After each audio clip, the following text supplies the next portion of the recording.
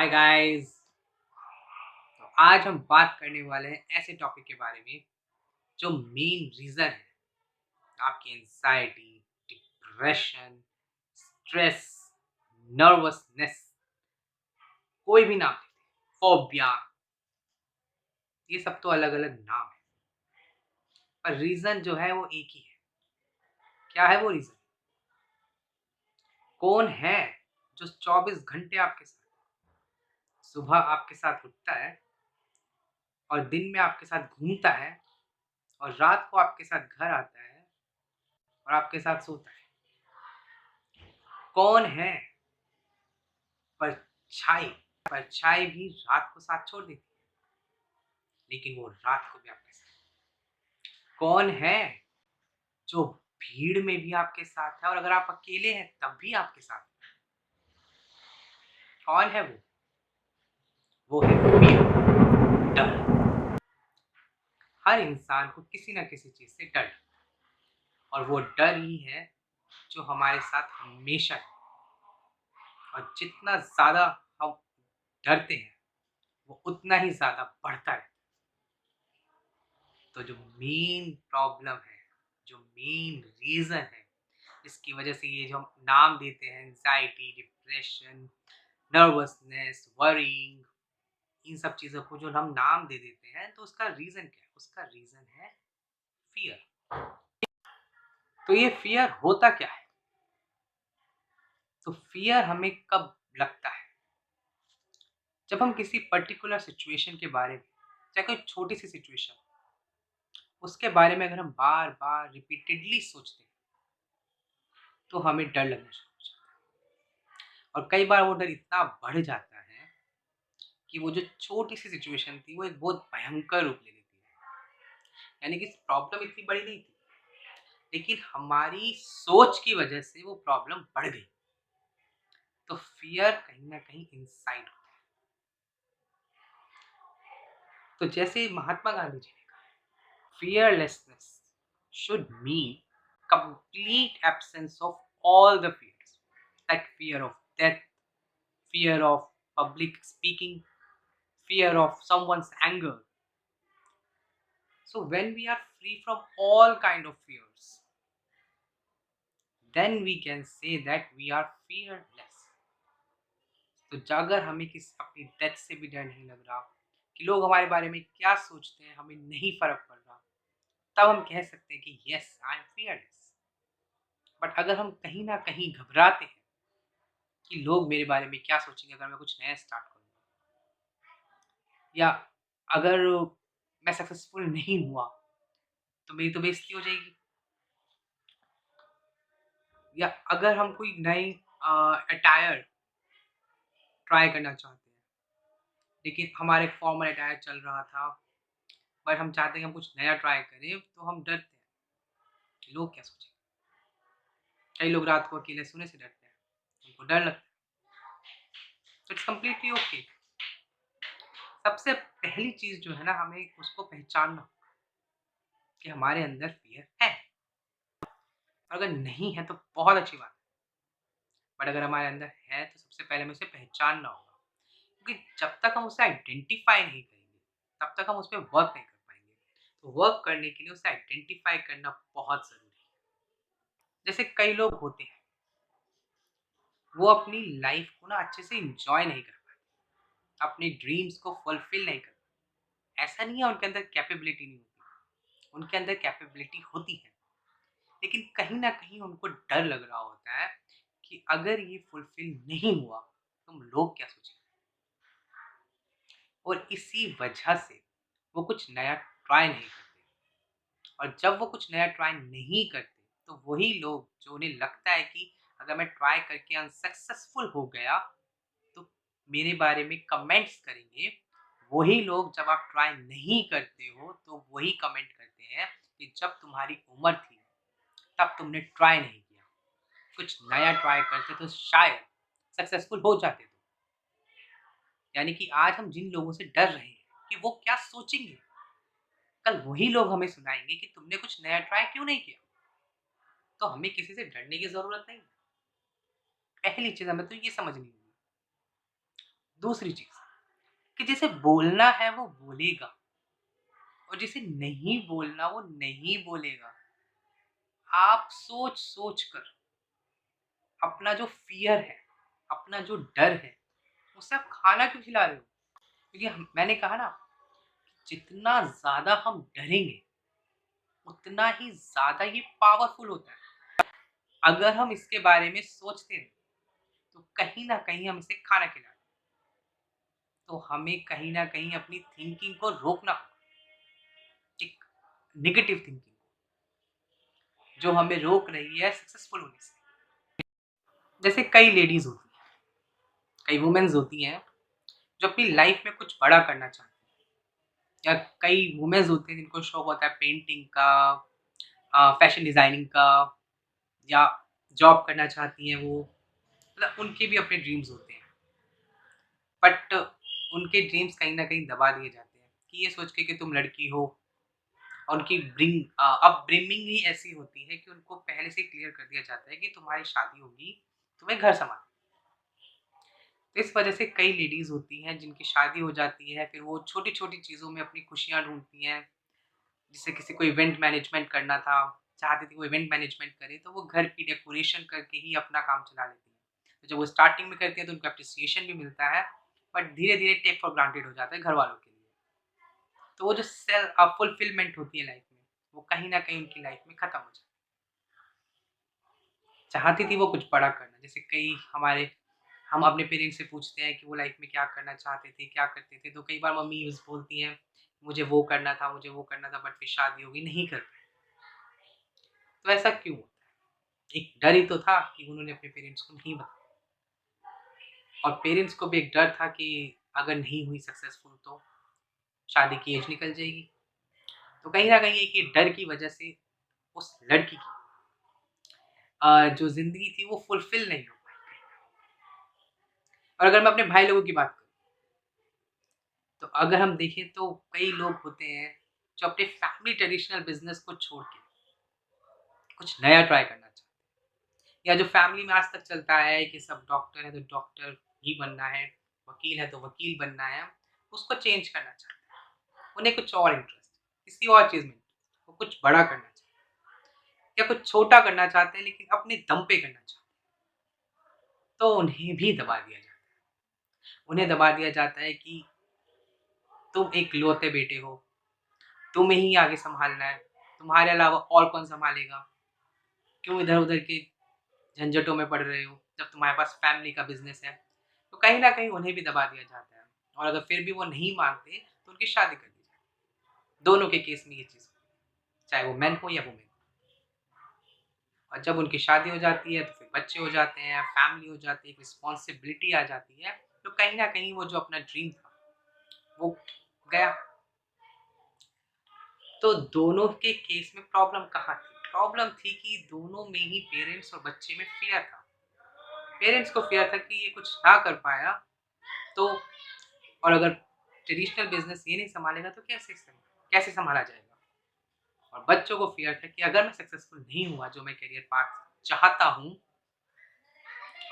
तो फिर घर वाले सुनाएँगे भी, और घर वाला काम ही करना पड़ेगा, सपोर्ट कोई नहीं करेगा। तो दोनों तरफ कहीं न कहीं एक डर था, एक फ़ियर था, जिस वजह से उन्होंने अपनी आगे की इतनी लंबी लाइफ़ जो नहीं करना था उसमें बिता दी।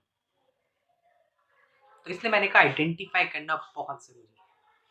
अगर हम अभी से आइडेंटिफ़ाई कर लेंगे कि हम किस चीज़ से डरते हैं, तो आने वाली लाइफ़ हमारी काफ़ी आसान हो जाएगी। क्योंकि अगर आप अपनी पहचान बनाना चाहते हो, तो इसमें कोई गलत बात नहीं है। ये आपका राइट है कि आप अपनी पहचान बनाओ। तो अगर कुछ लोग कहते हैं कि भाई ये गलत है, तो मैं अपने पेरेंट्स की सुननी चाहिए। उनको नहीं पता कि आपके घर में क्या सिचुएशन है, आप किस प्रॉब्लम से जूझ रहे हैं। कई लोग होते हैं हमारे पड़ोसी, रिलेटिव्स, वो सलाह दे के जाते हैं कि ये करो आप, वो करो, एक्स करो, वाई करो, ज़ेड करो, इतनी सारी सलाहें दे के जाते हैं। लेकिन अगर आप उनसे ज़रा सी हेल्प माँग लोगे ना, वो आपको दिखेंगे नहीं। या टाल देंगे। तो जो सलाहकार से आते हैं ना, वो सलाहकार हमें एडवाइस दे के चले जाते हैं। उसका रिज़ल्ट क्या होता है? उसका रिज़ल्ट होता है कहीं न कहीं किसी के मन में एक फ़ियर क्रिएट होता है और उस फ़ियर की वजह से आपका जो ड्रीम होता है, उस पे पानी फिर जाता है। तो इसलिए बहुत ज़रूरी है कि हमें सुननी सबकी चाहिए। ऐसा नहीं कहूँगा मैं कि आप बहुत जीनियस हो, नहीं। हमें सबकी सुननी चाहिए पर डिसीज़न खुद से लेना चाहिए, जिससे बाद में हम किसी को ब्लेम ना करें। क्योंकि ब्लेम करके कोई फ़ायदा भी नहीं होगा। कि अगर हम सपोज़ अपने पड़ोसी की सुन के उसके हिसाब से अपनी लाइफ़ को चला लें और कल हम अनसक्सेसफुल हो गए, तो आप उसे ब्लेम नहीं कर पाओगे। क्योंकि सामने वाला तो यही कहेगा ना कि मैंने तो एडवाइस दी, अब मानना ना मानना वो आपकी मर्ज़ी। और कई बार ऐसा भी होता है कि जो आप सोच रहे हो कि हाँ, मुझे ये चीज़ करनी है और सही में वो गलत भी हो सकती है।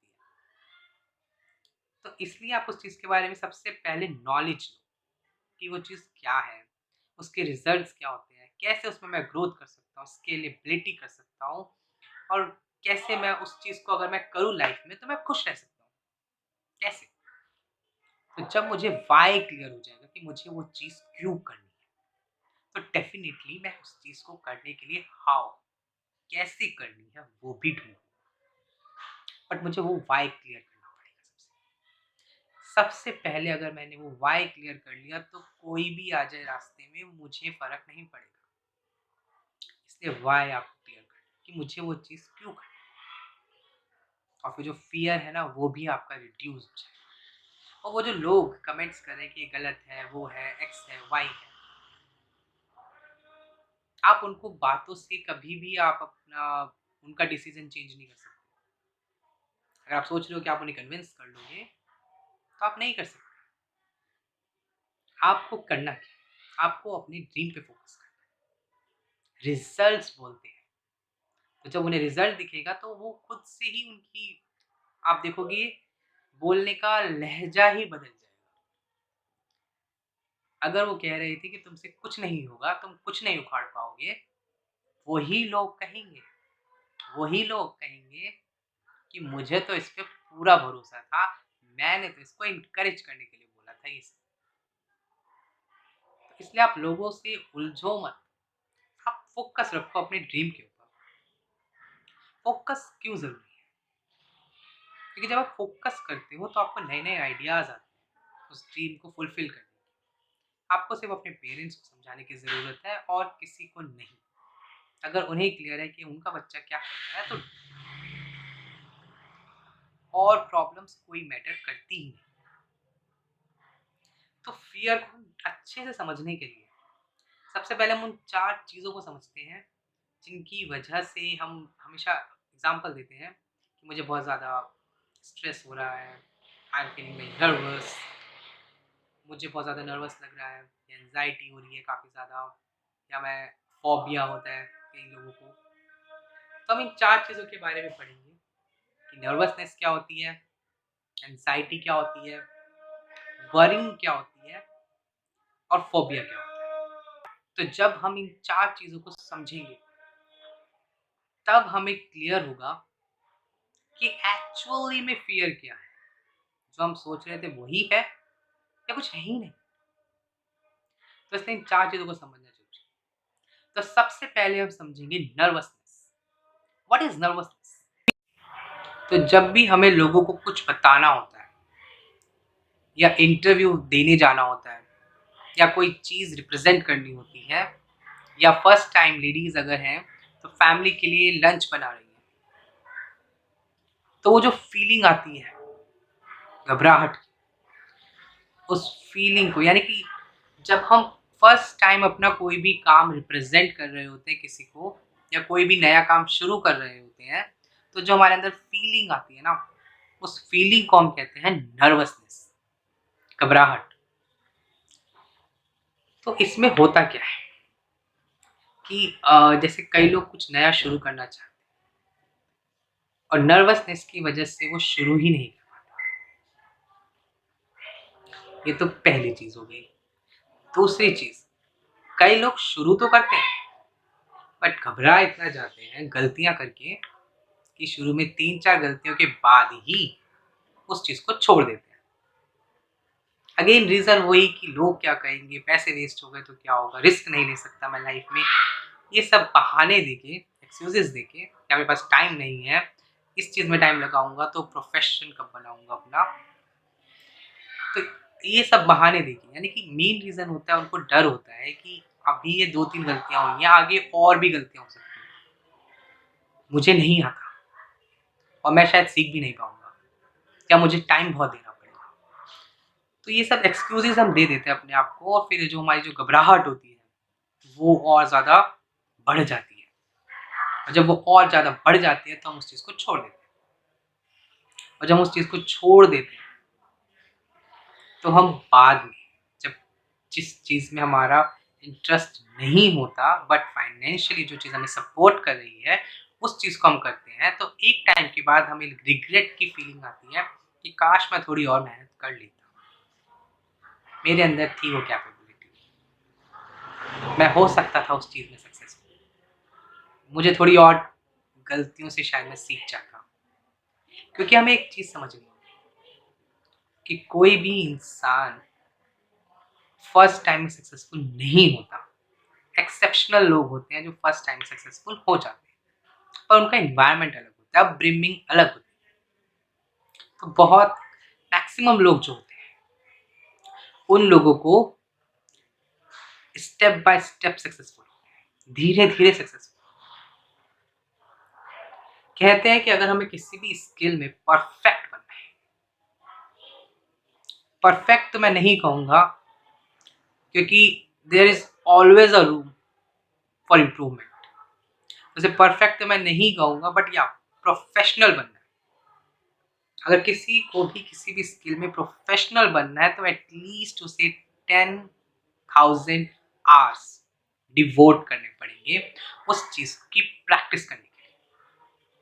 तो 10,000 आवर्स मतलब हो गया एटलीस्ट आपको 3 साल तक अपने 8 से 10 घंटे उस काम में लगाने पड़ेंगे। अब लेकिन हम तो भाई 2 मिनट न्यूडल्स वाला ज़माना चल रहा है, तो हम नहीं लगा पाते 8 से 10 घंटे, वो भी 3 साल तक उस स्किल को डेवलप करने के लिए। हमें लगता है इतना इतना टाइम मेरे पास तो नहीं है ना? तो हम उस स्किल को डेवलप करने की कोशिश ही नहीं करते। हम 1 महीना कोशिश करते हैं, कुछ लोग ज़्यादा फ़ोकस्ड होते हैं, तो वो 1 साल तक कोशिश करते हैं। लेकिन कंसिस्टेंसी के साथ 3 साल करना बहुत डिफ़िकल्ट है। ऐसा नहीं है कि हर किसी को 3 साल ही लगेंगे, कुछ लोग कम टाइम में भी कर सकते हैं।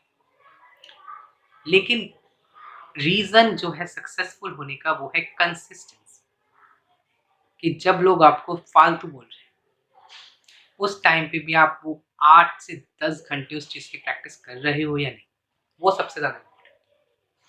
अगर आप उस चीज़ की प्रैक्टिस कर रहे हो, तो कोई फ़र्क नहीं पड़ता कि लोग क्या कह रहे हैं, एक दिन आप उनको रिज़ल्ट दिखाओगे। क्योंकि अगर आपने 3 साल भी एक स्किल डेवलप कर ली, जो आपको आगे लेके जा सकती है लाइफ़ में, तो यकीन मानिए कि वो एक स्किल जो आपने 3 साल लगा के डेवलप करी है, वो एक स्किल आपके 50 साल सेट कर देगी आने वाले। बट वो जो लगाने का एफर्ट है वो बहुत इम्पोर्टेंट है। तो इसलिए आप घबराइए मत, गलतियाँ करके ही इंसान सीखता है, बिना गलती करे नहीं सीखता। जितने भी साइंटिस्ट हैं, उन्होंने आज कोई भी इन्वेंशन करी है, तो गलतियाँ कर कर के ही करी। ऐसा नहीं हुआ कि बल्ब का इन्वेंशन करना था, तो गए लैब में और बल्ब बन गया। हज़ारों मिस्टेक्स हुई, फिर फाइनली जाके एक प्रोडक्ट तैयार हुआ। तो अगर आप गलतियाँ कर रहे हो, तो इसका मतलब आप लाइफ में ग्रो कर रहे हो। बट अगर आप गलतियाँ नहीं कर रहे हो, तो इसका मतलब आप लाइफ में ग्रो भी नहीं कर रहे। क्योंकि जो नाव होती है, शिप होती है, वो सबसे ज़्यादा सेफ होती है ज़मीन पर, समुंदर पर नहीं या रिवर पर नहीं। लेकिन अगर वो रिवर के साइड में ही खड़ी रहे, ज़मीन पर ही रहे, तो उसकी लाइफ का कोई पर्पस नहीं है, कोई यूसेज नहीं है उसका। क्या होगा? एक टाइम के बाद उसमें जंग लग जाएगा और फिर ना वो समुंदर के लायक बचेगी और ना उस जगह पे रखने की। तो इसलिए ये बहुत ज़रूरी है कि हमारा जो अभी का टाइम है उसे हम अच्छे से यूटिलाइज़ करें और लोगों के चक्करों में ना पड़ें। जो नर्वसनेस, घबराहट सी होती है हमें नई चीज़ों को करने में, दैट इज़ ओके, होनी चाहिए। पर जब आप उस चीज़ की प्रैक्टिस करते रहते हो, प्रैक्टिस करते रहते हो, प्रैक्टिस करते रहते हो, प्रैक्टिस करते रहते हो, तो कहीं न कहीं आप उसमें इम्प्रूव करते हो और फिर आपके लिए वो चीज़ नॉर्मल हो जाए। तो इसीलिए हमें कभी घबराना नहीं। घबराना है बट उस चीज़ को छोड़ना नहीं। अगर घबरा भी रहे हैं, धीरे-धीरे आप प्रोफ़ेशनल बन जाओगे उसमें, ठीक है? तो नेक्स्ट चीज़ क्या है? नेक्स्ट है जो हम बहुत ज़्यादा सुनते हैं, स्पेशली आजकल के यूथ की तो ज़बान पे हमेशा ही रहता है एंग्ज़ायटी, कि मुझे एंग्ज़ायटी बहुत हो रही है। तो व्हाट इज़ एंग्ज़ायटी? तो जब-जब हमारा फ़ियर किसी चीज़ से रिलेटेड बढ़ता है, जैसे एग्ज़ाम का रिज़ल्ट आने वाला हो, उस टाइम पे लगता है ना कुछ अजीब-सी फ़ीलिंग आती है हमारे अंदर, या जॉब में फर्स्ट डे है या कोई नया घर खरीदा है, तो लोकेलिटी कैसी रहेगी? तो ये जो हमारे अंदर फ़ीलिंग्स आती हैं, एक घबराहट सी जो आ जाती है, तो ये नर्वसनेस का एक्सटेंशन, ठीक है? अगर ये थोड़े टाइम के लिए आए, तो नर्वसनेस है, बट अगर ये लॉन्ग टर्म के लिए रहे, तो ये एंग्ज़ायटी है। तो एंग्ज़ायटी मतलब होता है कि घबराहट होना कंटीन्यूअसली, कि आप फर्स्ट डे गए हो, आपको घबराहट हुई है, ठीक है। लेकिन अब आपको 2 महीने हो गए हैं जॉब पे जाते-जाते, स्टिल आप बहुत ज़्यादा घबरा रहे हो। मेरे कलीग्स कैसे होंगे? लोग मुझे जज तो नहीं कर रहे? आपको अभी भी घबराहट हो रही है, या रिज़ल्ट आने के बाद भी आपको घबराहट हो रही है कि अब नेक्स्ट ईयर का रिज़ल्ट कैसा आएगा? तो ये एक एंग्ज़ायटी, एंग्ज़ायटी मतलब हुआ कि जब हम किसी रिज़ल्ट को सोच-सोच कर अपने दिमाग में बहुत ज़्यादा स्ट्रेस क्रिएट करते हैं। तो इसमें कई बार हमें पैनिक अटैक्स भी आते हैं। जैसे हम कहते हैं दौरे पड़ रहे हैं, तो वो पैनिक अटैक्स भी आते हैं इसमें। और इसमें लोग होते हैं, कई लोग बहुत ज़्यादा ऑब्सेसिव हो जाते हैं अपने लव्ड वन को लेके, कि वो उसको अपने से दूर नहीं जाने देते। क्योंकि उन्हें लगता है कि इससे कुछ हो ना जाए या कहीं में से अलग ना हो जाए, इसे कोई और पसंद ना आ जाए। बहुत सारे रीज़न्स होते हैं, बहुत ज़्यादा ऑब्सेसिव हो जाते हैं। और कई बार लोग इसमें बाहर के किसी भी बंदे से बोलने में बहुत ज़्यादा घबराते हैं। तो इसलिए वो लोग प्रेफ़र करते हैं कि वो घर में ही रहें। तो ये जो है एंग्ज़ायटी, ये अभी हमारे माइंड में ही क्रिएट होती है। ऐसा नहीं है कि ये कोई बाहर की वजह से हुई है। हमारी सिचुएशंस ऐसी होती हैं, कई बार हमारे अंदर फ़ियर इतना डाल दिया जाता है कि भई अगर तुम्हारा इस बार रिज़ल्ट अच्छा नहीं आया तो तुम्हारे साथ वो हो जाएगा, वो हो जाएगा। तो इस वजह से वो जो डर होता है ना, वो ही एक एंग्ज़ायटी का रूप ले लेता है। तो अगर ये एंग्ज़ायटी हमें 1 महीने से भी ज़्यादा हो गई, तो हमें कुछ ना कुछ एक्शन लेना चाहिए इसको इम्प्रूव करने के लिए। तो एक ऑप्शन होता है मेडिकेशन, कि आप मेडिसिन्स के थ्रू किसी साइकियाट्रिस्ट या किसी साइकोलॉजिस्ट को दिखा के आप मेडिसिन्स के थ्रू आप अपनी इम्प्रूवमेंट लो। तो मेडिसिन्स करती क्या है? मेडिसिन्स क्या है? आपके माइंड को रिलैक्सेशन प्रोवाइड करती है। तो इससे आपका माइंड रिलैक्स हो जाता है और थोड़े टाइम के लिए आपको आराम मिल जाता है। बट ये बहुत लंबा प्रोसीजर होता है, क्योंकि सबसे पहले जो भी जिसको भी आप दिखाओगे, वो आइडेंटिफ़ाई करेगा कि इसको ये प्रॉब्लम है क्यों और एग्ज़ैक्टली क्या प्रॉब्लम। देन वो उस हिसाब से आपको सॉल्यूशंस देगा, तब तक वो आपको मेडिसिन्स देता रहेगा, जिससे आपको बहुत ज़्यादा स्लीपीनेस लगेगा। तो आप जब जागोगे ही नहीं, तो सोचोगे कैसे, है ना?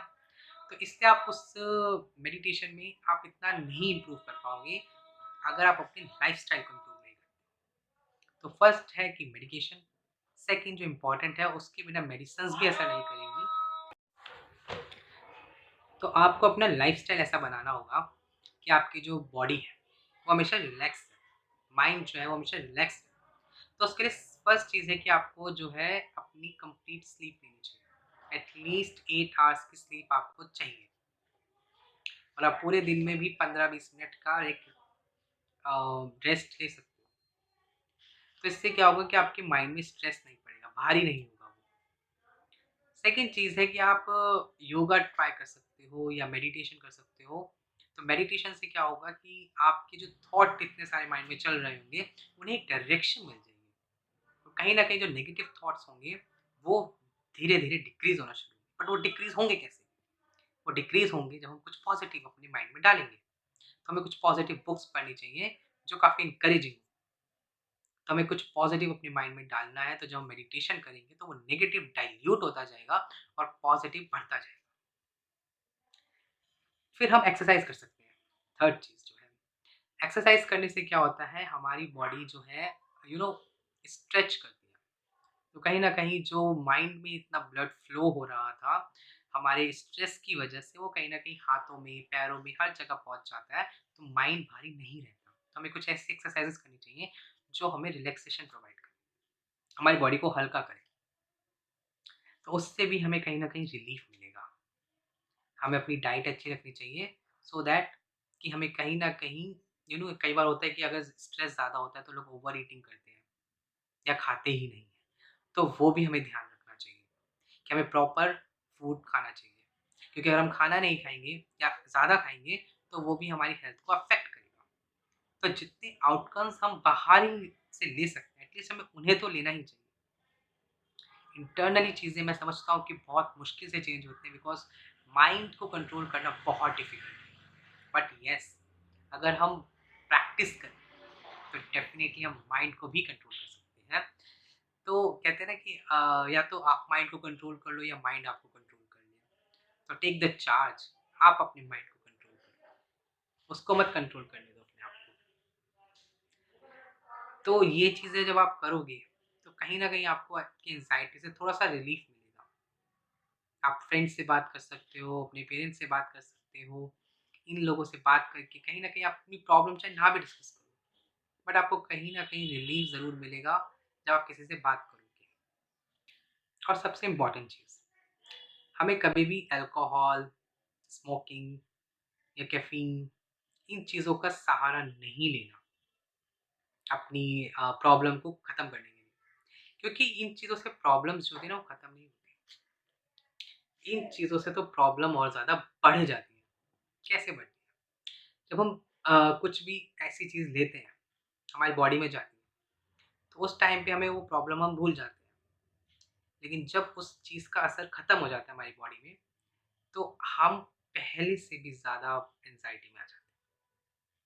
यानी कि अगर हमारी प्रॉब्लम 10% थी, तो इन चीज़ों के बाद वही प्रॉब्लम 20% हो जाती है। और अगर हम रोज़ाना इस चीज़ को यूज़ करेंगे अपनी प्रॉब्लम्स को अवॉइड करने के लिए, तो डेफ़िनिटली हमारी जो हैबिट्स हैं वो भी ख़राब हो जाएँगी और हमारी बॉडी भी ख़राब हो जाएगी और प्रॉब्लम वहीं की वहीं रहेगी और हमारी एंग्ज़ायटी बहुत ज़्यादा बढ़ जाएगी। तो इसलिए हमें इन चीज़ों का सहारा नहीं लेना, क्योंकि इन चीज़ों का सहारा लेने का मतलब क्या है? अगर सपोज़ आपके घर में कोई बिल्ली आई और वो मर गई, तो आप उसे फेंक नहीं रहे। आप क्या कर रहे हो? परफ्यूम छिड़क रहे हो पूरे घर में। पूरे घर में आपने फ़िनाइल का पोछा लगा दिया, परफ्यूम छिड़क दिया। तो थोड़े टाइम के लिए वो बदबू चली गई। फिर आपने सोचा चलो विंडोज़ खोल देते हैं और चली जाएगी। फिर आप कहीं घूमने चले गए, पर आपने उस बिल्ली को नहीं फेंका। तो क्या लगता है कि वो बदबू चली जाएगी? नहीं जाएगी। वो बदबू दिन-रात बढ़ती रहेगी, वो इतनी बढ़ जाएगी कि आपका उस घर में रहना मुश्किल हो जाएगा। सेम इस फीलिंग का है कि जब आप गलत चीज़ों का सहारा लेते हो अपनी एंग्ज़ायटी को ख़त्म करने के लिए, तो आप उस मोमेंट में तो आपको बहुत अच्छा लग रहा होता है कि हाँ, चलो उस बदबू से छुटकारा मिल गया, उस प्रॉब्लम से छुटकारा मिल गया। लेकिन जब आप वापस अपने घर पे आओगे, यानी कि जब उस चीज़ का असर ख़त्म हो जाएगा, तो वो बदबू और ज़्यादा बढ़ चुकी होगी। यानी कि वो प्रॉब्लम मे बी वर्स्ट हो चुकी होगी, कि पहले वो प्रॉब्लम सॉल्व हो भी सकती थी, बट अब वो इतनी भयंकर रूप ले चुकी हो कि अब आप सॉल्व करना भी आपको बहुत मुश्किल पड़ेगा, तो आप गिव अप कर दोगे। तो इसलिए बहुत ज़रूरी है हमें उस बिल्ली को फेंकना है, यानी कि प्रॉब्लम को ख़त्म करना है, जड़ से ख़त्म करना है हमें प्रॉब्लम। हमें सब्स्टिट्यूट यूज़ नहीं करने कि फ़िनाइल यूज़ कर लिया, परफ्यूम यूज़ कर लिया, खुशबू हो जाएगी घर में, नहीं, हमें प्रॉब्लम ही ख़त्म करनी है, हमें बिल्ली को ही फेंक प्रॉब्लम ख़त्म, बस एंग्ज़ायटी भी ख़त्म। तो इसलिए हमें अपने लाइफ़स्टाइल में थोड़ा-सा चेंज लेके आना है, अगर हम एंग्ज़ायटी को ख़त्म करना चाहते हैं। तो नेक्स्ट टॉपिक है वरी। यू नो ये जो टॉपिक्स हैं एक-दूसरे से इंटरलिंक ज़रूर करते हैं बट इन हर टॉपिक में बहुत डिफरेंस है। जैसे नर्वसनेस थोड़े टाइम के लिए रहती है और एंग्ज़ायटी भी कई बार थोड़े टाइम के लिए रहती है, कई बार लॉन्ग टर्म के लिए भी रह सकती है और बहुत मैसिव रिज़ल्ट्स प्रोड्यूस करती है एंग्ज़ायटी। अब जो है worry, what is worry? Worry यानी परेशान होना। तो वरी में क्या होता है? तो कई बार ऐसा होता है कि कोई छोटी-सी प्रॉब्लम होती है या छोटा-सा कोई इश्यू होता है या कई बार कोई बड़ी प्रॉब्लम है, तुम उसके बारे में सोचते रहते हैं, सोचते रहते सोचते रहते हैं। तो जब उसके बारे में बार-बार सोचते रहते हैं तो उससे होता क्या है? उससे हमारे माइंड में उस प्रॉब्लम की एक बहुत बड़ी पिक्चर आ जाती है। यानी कि सपोज़ एक छोटी-सी प्रॉब्लम थी कि मुझे किसी बच्चे से स्कूल में कॉपी लेनी और उससे मेरी बातचीत नहीं होती। छोटी-सी प्रॉब्लम थी। अब मैंने सोचा कि अब मैं उससे कॉपी माँगने जाऊँगा। तो मेरे माइंड में क्या आएगा कि अगर उसने मुझे कॉपी नहीं दी तो? और अगर उसने मुझे 4 बातें और सुना दी तो? और अगर उसने मुझे मना कर दिया और बच्चों ने देख लिया मैं उससे कॉपी माँग रहा था, तो वो मेरे बारे में क्या सोचेंगे? और अगर उसने मुझे कॉपी दे दी और बाद में मेरे से कोई बड़ा फ़ेवर माँग लिया तो? यानी कि हुआ कुछ भी नहीं, हुआ कुछ भी नहीं, वो तैयार था कॉपी देने के लिए, बट हम सोच-सोच कर डर जाते हैं और उस डर की वज़ह से हमारे जो रूटीन होता है ना डेली का, वो डिस्टर्ब हो जाता है। या कई बार होता है कि हमें आज प्रेज़ेंटेशन देनी है, प्रेज़ेंटेशन कैसी होगी, घबराहट सी होती है हमें, तो हम सोच-सोच कर उसे खराब कर देते हैं। या कोई फैमिली इश्यू चल रहा है घर में, अब हम स्कूल में हैं, अब स्कूल में हम कितना भी सोच लें उस इश्यू के बारे में, वो इश्यू सॉल्व नहीं होगा, हमारे सोचने से। लेकिन फिर भी हम उसे सोचे जा रहे हैं, सोचे जा रहे हैं, सोचे जा रहे हैं क्योंकि हमारे माइंड में वो 24 घंटे चलता जा रहा है। तो इस वजह से जो है हम परेशान, तो इस परेशानी को ही कहते हैं वरी। तो जब भी कोई इंसान परेशान होता है, तो उसकी लाइफ में कोई फ़र्क नहीं पड़ता। मतलब वो डेली अपने स्कूल भी जाएगा, ट्यूशन भी जाएगा, अपने सारे काम वो करता रहेगा। किसी को लगेगा भी नहीं उसे देख के कि वो ज़्यादा परेशान है। लेकिन अंदर ही अंदर वो परेशानी उसके माइंड में चलती रहेगी। जैसे वो थोड़ा फ्री होगा या जब रात को सोने जाएगा या जब ऑफ़िस में अकेले बैठ के काम कर रहा है उस टाइम पे या स्कूल में कुछ याद करने को दे दिया टीचर ने या खाली पीरियड है, खाली बैठा है, तो उस टाइम पे वो चीज़ें उसके माइंड में 24 घंटा चलती हैं और जब-जब वो चीज़ें उसके माइंड में चलेंगी, तो वो अंदर से डर जाएगा, घबरा-सा जाएगा। तो ये क्यों होती है? परेशान क्यों हो जाते हैं? कहीं न कहीं हमारे साथ कुछ ऐसा हुआ होता है पास्ट में, जिसकी वजह से हम फ्यूचर को प्रेडिक्ट करने की कोशिश करते हैं। यानी कि हम लोगों को जज करते हैं। हम लोगों को जज करते हैं कि उसने मेरे साथ ऐसा किया था, तो अगर मैंने उससे भी कोई हेल्प ली, तो वो भी मेरे साथ ऐसा कर सकता है। तो हम ट्रस्ट नहीं कर पाते। या कई बार किसी ने हमारी इंसल्ट की होती है, तो वो इंसिडेंट्स हम बार-बार सोचते रहते हैं कि उसने मेरे साथ ऐसा कैसे कर दिया? और कई बार उसका अगर नाम भी सुन लिया कहीं पे, तो हमारा चेहरा एकदम आग बबूला हो जाता है, हमें बहुत गुस्सा आ जाता है। तो ऐसा क्यों? क्यों किसी का नाम सुन के हम इतना ज़्यादा एग्रेसिव हो जाते हैं? रीज़न होता है कि हमारा पास्ट हमारे सामने आ जाता है। बट अगर हम चाहते हैं कि हमारा फ्यूचर ब्राइट हो, तो हमें अपना प्रेज़ेंट अच्छा करना होगा। और प्रेज़ेंट अच्छा कैसे होगा? जब उस पर्सन को हम फॉरगिव कर देंगे। फॉरगिव मतलब कि हम उसको माफ़ कर देंगे। बहुत डिफ़िकल्ट है, बट आप उसके लिए उसे माफ़ मत करो कि वो डिज़र्व करता है कि आप उसे माफ़ कर दो। नहीं, उसके लिए आप उसे माफ़ मत करो, आप अपने लिए माफ़ करो उसे। क्योंकि आप डिज़र्व करते हो हैप्पीनेस, पीस। आप हैप्पीनेस और पीस डिज़र्व करते हो, इसलिए आपको उसे माफ़ करना होगा। जब आप उसे माफ़ करोगे, तो कहीं न कहीं आपका माइंड रिलैक्स होगा और माइंड अगर रिलैक्स होगा, तो कई सारी बीमारियाँ हैं जो आप सोच भी नहीं सकते, उनसे आप बच गए और कई सारी चीज़ों में आप ग्रोथ ले सकते हो और आप ले भी पाओगे। लेकिन अगर माइंड रिलैक्स नहीं होगा, तो आप कितने सक्सेसफुल हो सकते थे, बट आप उतने सक्सेसफुल नहीं हो पाओगे क्योंकि आपका माइंड हमेशा डिस्ट्रैक्टेड रहेगा। इसलिए बहुत ज़रूरी है आप फॉरगिव करो। जब भी अगर हम किसी ने हमारे साथ कुछ बुरा किया है और कोई हमें कह दे कि आप उसे माफ़ कर दो, तो वो हमारा सबसे बड़ा दुश्मन होता है। यानी कि राइट नाउ कि मैं आपको आपका सबसे बड़ा दुश्मन लग रहा हूँ कि अरे उसने मेरे साथ ऐसा कर दिया था, ऐसे कैसे माफ़ कर दूँ उसे? ये फीलिंग आएगी आपको। लेकिन जब आप उसे फॉरगिव करोगे, मे बी स्टार्टिंग में बहुत डिफ़िकल्ट होगा, लेकिन जब आप इसको अपनी हैबिट में लाओगे, प्रैक्टिस करोगे, तो आपको बहुत अच्छा लगेगा। Always say loudly, late it go, late it गो। हो गया तो हो गया। मुझे उसको अपने प्रेज़ेंट में नहीं लाना, क्योंकि मुझे अपना फ्यूचर ब्राइट करना है।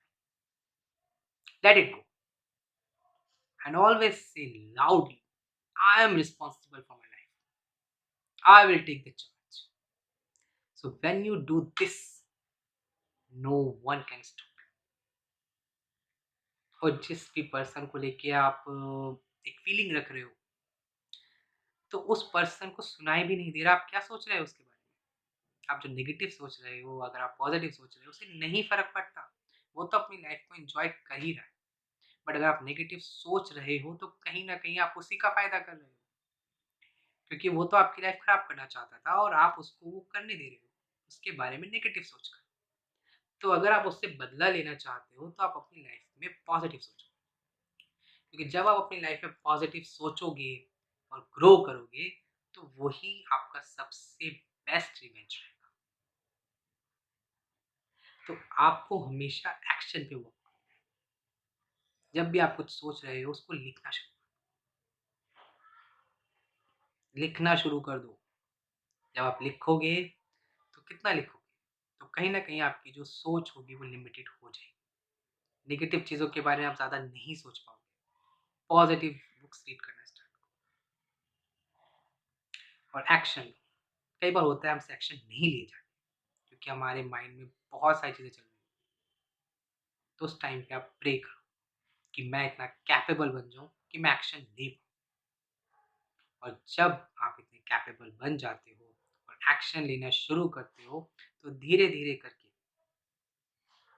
आप एक सैड पर्सन से, एक पर्सन जो लाइफ में बहुत स्ट्रेसफुल है, उस पर्सन से आप कन्वर्ट हो जाते हो एक पर्सन जो बहुत एक्साइटेड है लाइफ में, बहुत खुश है और लाइफ में हर चीज़ को अचीव करना चाहता है, बहुत एम्बिशियस है। वो लाइफ आप फ़ील कर पाते हो, अपनी लाइफ में एन्जॉय कर पाते हो। इन लाइफ का जो रियल एसेंस है ना, वो आपकी लाइफ में आ जाता है। जब आप फॉरगिव करते हो, लेट इट गो कर देते हो चीज़ों को और अपनी लाइफ की रिस्पॉन्सिबिलिटी खुद लेते हो, किसी और को मत दो। क्योंकि कोई और जब आप परेशान होगे आपके पास नहीं आएगा, आप अकेले ही होगे उस टाइम। तो इसलिए जब आप परेशानी के टाइम पे भी अकेले ही हो, तो अपनी लाइफ का चार्ज खुद से ही लो आप, जिससे आप बाद में किसी को ब्लेम नहीं करोगे और जब आप किसी को कोई ब्लेम करने के लिए नहीं होगा तो आपको स्ट्रेस भी नहीं होगा। क्या इसकी वजह से मेरी लाइफ में कुछ नहीं होगा? तो आप अपनी लाइफ में खुश रहोगे। तो ये था वरी के अबाउट। नेक्स्ट है फोबिया। फोबिया क्या होता है? तो फोबिया होता है किसी पर्टिकुलर चीज का डर। जैसे कुछ लोगों को डर लगता है कॉकरोच से, लिजार्ड से, स्पाइडर से। तो कुछ लोगों को डर लगता है हाइट से, कुछ लोगों को डर लगता है शैडो से, अपनी परछाई से। तो बहुत सारे ऐसे फोबियाज होते हैं जो लोगों को होते हैं, बट ये किसी एक पर्टिकुलर चीज को लेके होता है। तो इसका जो होता है अलग अलग तरीके से उस पर्सन को समझाया जाता है कि जिस चीज से वो डर रहा है वो बहुत नॉर्मल है। फॉर एग्जाम्पल, अगर कोई पर्सन शैडो से डर रहा है, परछाई से डर रहा है, तो हमें पता है कि परछाई से कोई डरने वाली बात तो नहीं है, परछाई कुछ कर थोड़ी सकती है। लेकिन वो जो डर रहा है उसको समझाना बहुत मुश्किल है। तो बहुत सारे तरीके होते हैं, टेक्निक्स होती हैं जिसके थ्रू से समझाया जाता है। यानी उसे समझाने का मतलब क्या है, उसके माइंड को समझाया जाता है कि ये जो तुम डर रहे हो ना वो चीज़ डरने वाली है ही नहीं। तो जब उसे समझाया जाता है तो धीरे धीरे करके वो इस चीज़ को भी ठीक कर सकता है। यानी कि जो उसको फोबिया है उसको भी वो ओवरकम कर सकता है, क्योंकि वो भी कहीं ना कहीं माइंड में एक चीज़ लिमिटेड है। तो वो लिमिटेड चीज़ को खोलना है कि हाँ भाई, अगर तुम्हें लिज़ार्ड से डर लगता है तो लिज़ार्ड एक नॉर्मल सी छोटी सी छिपकली, वो तुम्हारा क्या बिगाड़ेगी। तो पिक्चर के फॉर्मेट से फिर वो सिचुएशन क्रिएट करके धीरे धीरे उस पर्सन को समझाया जाता है। सबसे पहले उसे रिलैक्स किया जाता है कि अगर ऐसी कोई सिचुएशन आती है तो तुम्हें रिलैक्स कैसे है, यानी कि इसको भी ओवरकम कर सकते हैं। तो ये जो चार मेन प्रॉब्लम्स थी जो हम हमेशा सुनते रहते हैं कि बहुत ज़्यादा परेशान हूँ मैं, बहुत ज़्यादा नर्वस हो रहा हूँ, बहुत ज़्यादा एंग्जाइटी हो रही है, या मुझे इस चीज़ का फ़ोबिया है, तो इस चीज़ से मुझे बहुत डर लगता है।